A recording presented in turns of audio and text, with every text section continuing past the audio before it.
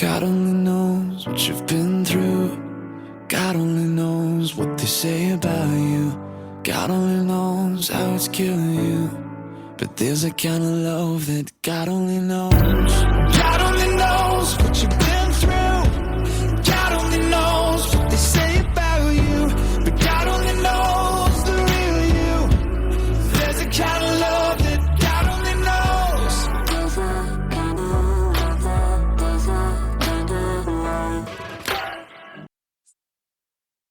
Welcome to Season 2, Episode 43 of Your Journey is Not Over. My name is Tanya Pearson Randolph. This is my own personal journey, and the expressions and opinions are of my own. I own all the rights to my personal journey, and to your journey is not over. Neither to be used, copied, or edited in any way without my consent. I guess I need to start today by explaining a spiritual awakening, my own personal experience anyway. And like I said on my last episode, I now understand that everyone's spiritual awakening and their experiences on their journeys are, of course, unique and designed for each individual.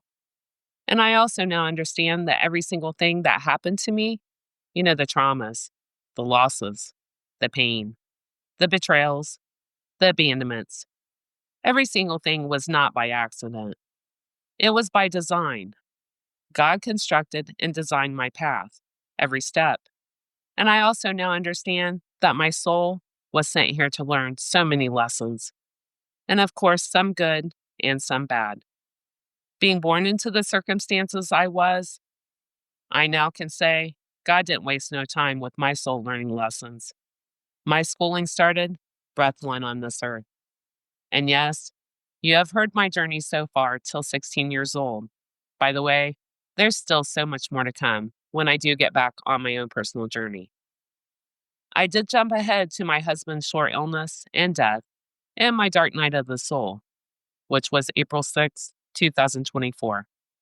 That was the most horrible night, and I guesstimate I was on my living room floor for about 10 hours.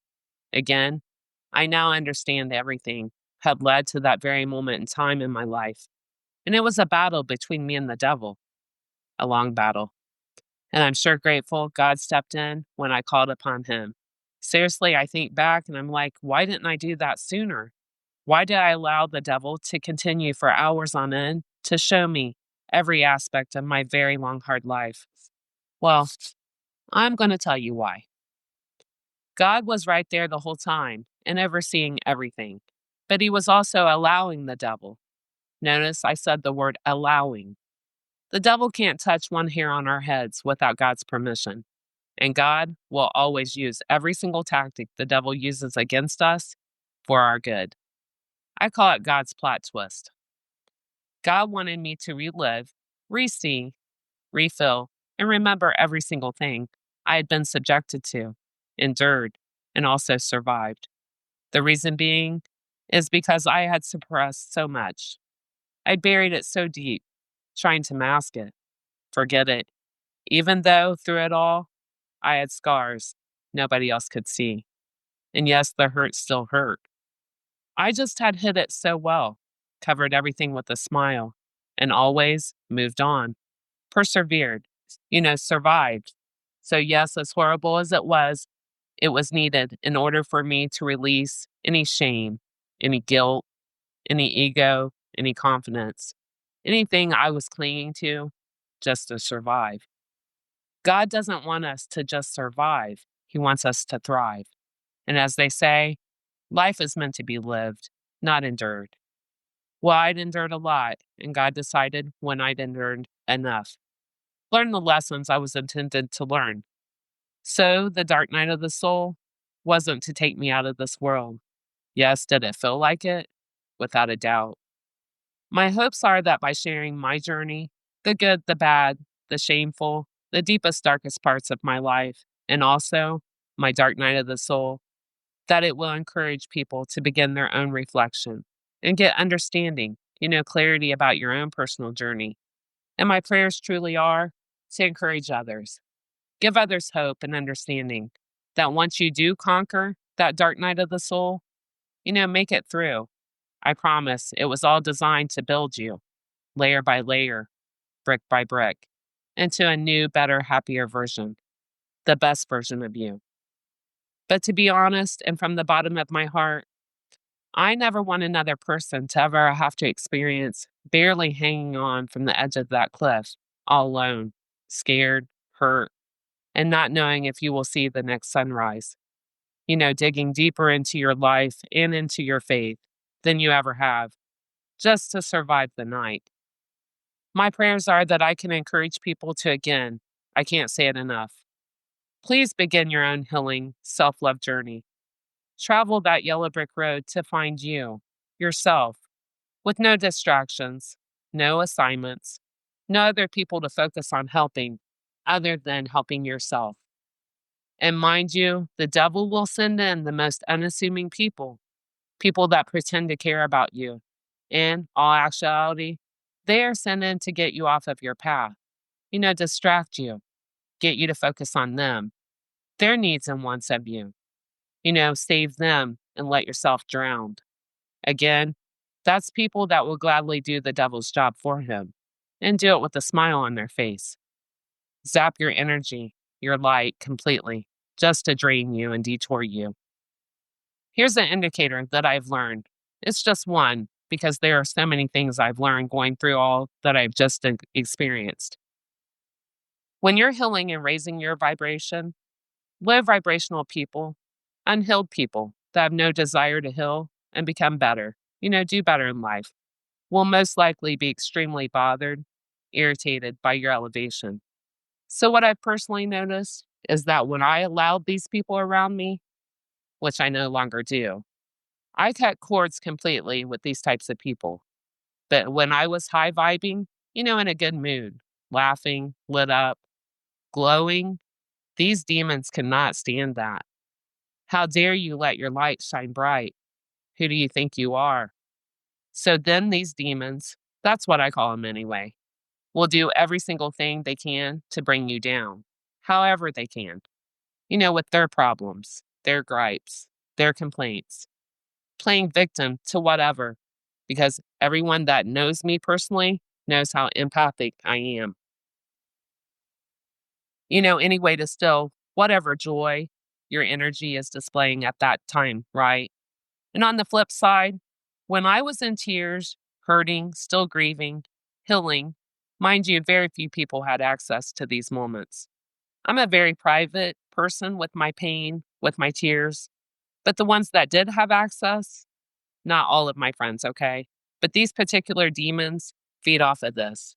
My experience anyway. Low vibrational people love to see others in pain, with tears flowing, tissues full of tears. That gives them so much satisfaction. I call that a front row seat to my pain and actually enjoying it, and will inflict more pain if possible, any way they can. Whatever is the weakest spot is where they aim, always projecting and wanting you down to their levels, how they truly feel about themselves. What they say, misery loves company.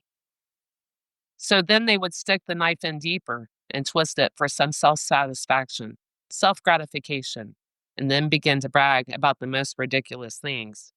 Anything to deliberately hurt me more. For instance, a boyfriend that had continuously kicked this person out. Yes, brag about them. And they walked on water. But when I was high vibing, in a great mood, that same exact boyfriend was a true POS.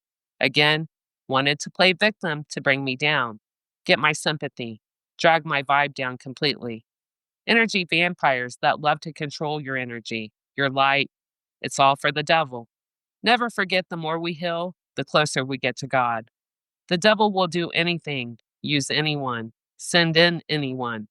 Even the people that you think love you and have your best interests at heart can be used and employed doing the devil's work. I have also learned that because I'm speaking out and trying to help others to get understanding uh, of the purpose for all of their traumas and setbacks. I want to help, and the devil hates me for that. My light shines so bright, too bright for the devil and his demons. So they have done anything and everything under the sun to destroy me, my life, my gifts, my purpose. Please take notice of the company that you keep. Smiling faces does not always mean that they like you. No, they like what you do for them, how you make them feel about themselves. And they also like that they have access enough to you to be able to control your energy, your joy, your progress on your healing journey. Once you take note and eliminate these types of people from your life, life truly does get so much more peaceful. What's the saying? With friends/family like that, who needs enemies, right? I have a journey to share and how sometimes there are certain walks we have to take completely alone with God. No one else needs to go along or isn't invited on this walk. It's only between you and God. So when the breakdowns and the betrayals begin to happen to you, please know that's God's way of telling you that it's time for that walk. Just you and Him. Trust Him to rebuild you better, wiser, and stronger. Please shine so bright that you give people sunburns.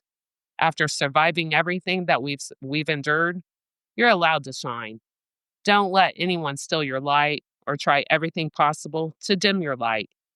Never give anyone that kind of power over your life, your energy, your healing journey. And also, please remember Romans 8, verse 28. We know that all things God works for the good of those who love Him, who have been called according to purpose. Psalms 105, verse 15. Touch not mine anointed ones, and do my prophets no harm. I do not own the rights to the things that I chose to share today.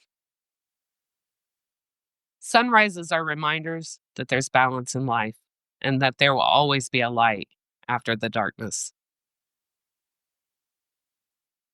The only people who deserve your time, your energy, and your space are those who treat you with kindness, who leave you feeling loved, and who you can be yourself around. It's okay to say no to people. It's okay to distance yourself from certain people. It's okay to change your mind about people. But it's not okay to sacrifice your own peace and lose parts of yourself to help save someone else. Don't ever forget that. Also, while you're battling those demons recruited by the devil, and mind you, it doesn't matter who it is. Me personally, I didn't have a lot of people around me, up in my house, my energy.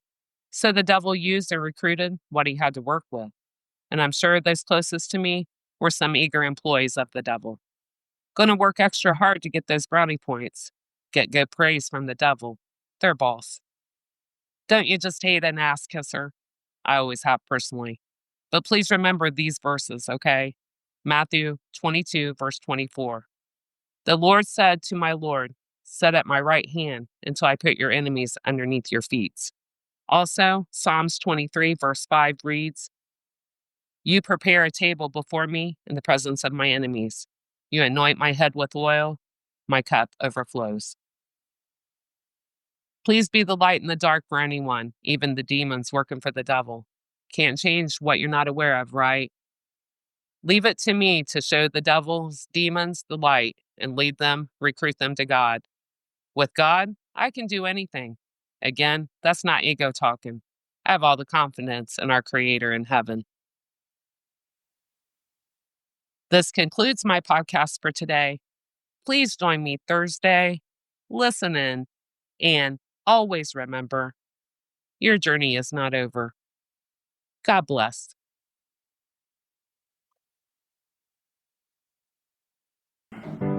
God only knows what you've been through.